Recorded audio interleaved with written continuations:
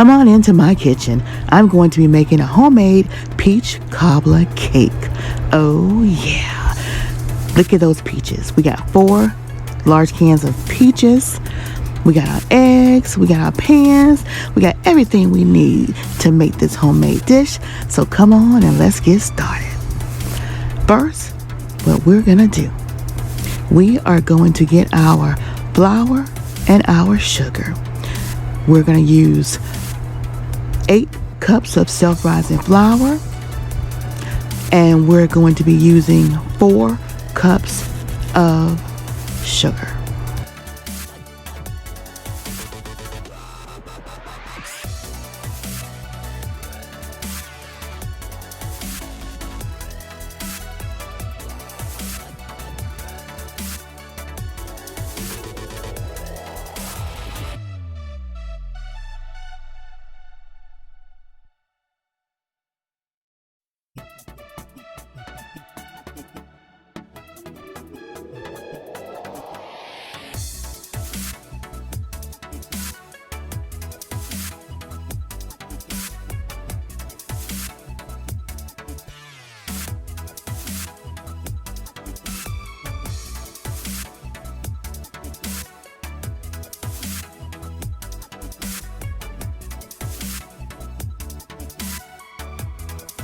So now we're gonna go ahead and stir the flour and the sugar to make sure it gets all combined. And next we're gonna take our peaches, and our pans have already been oiled with vegetable oil. So we're gonna take our peaches and we're just gonna pour the peaches along with the peach juice in the pans.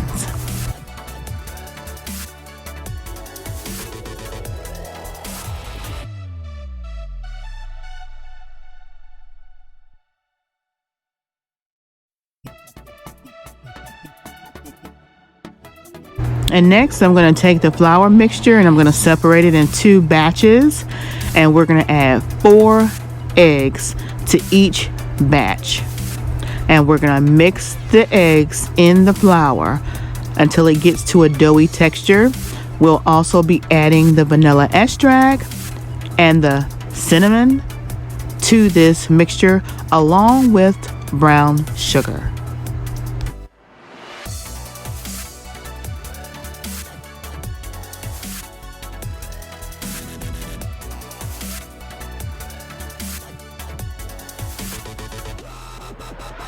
We're going to add 3 teaspoons of the vanilla flavoring to this, and the cinnamon, ground cinnamon, to your taste. I like to be a little heavy-handed with my ground cinnamon, so I'm going to be adding about 3 tablespoons minimum of the brown sugar. I'm going to be adding about 2 tablespoons of cornstarch to give it a little more thickening. And I'll now be adding about a cup each of light brown sugar. And once you mix those 2 separate bowls together, we're going to combine them as one and do another mix.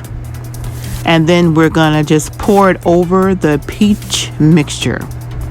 Now this is a peach cobbler cake, so we want to put a lot of the mixture on there and pat it down to make sure it's packed, so that when it bakes in the oven at 350 for about an hour to an hour and 15 minutes, it will absorb the flour mixture and make it a cakey texture.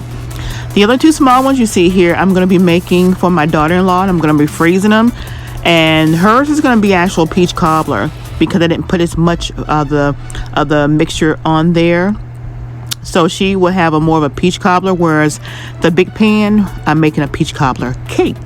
So I do have a recipe that I'm going to be doing with just the peach cobbler. So just look out for that.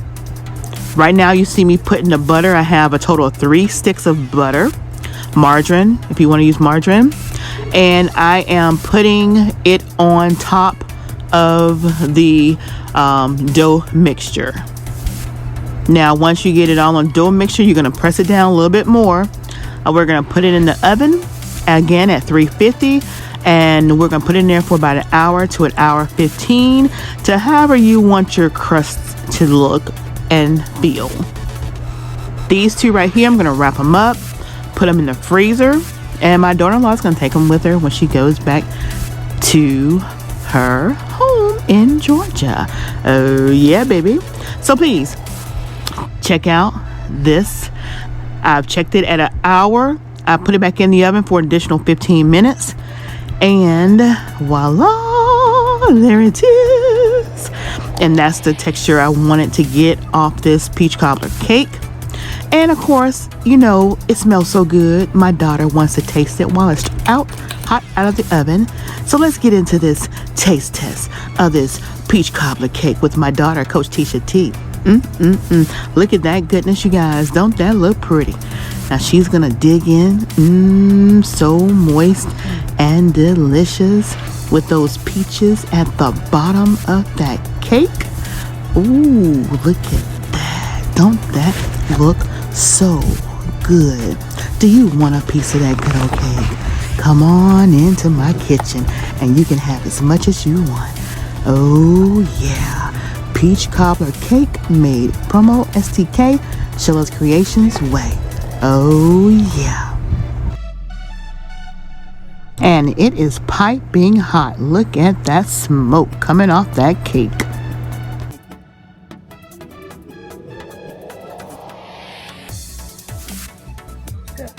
Like it? Hot. Just got it out of the oven.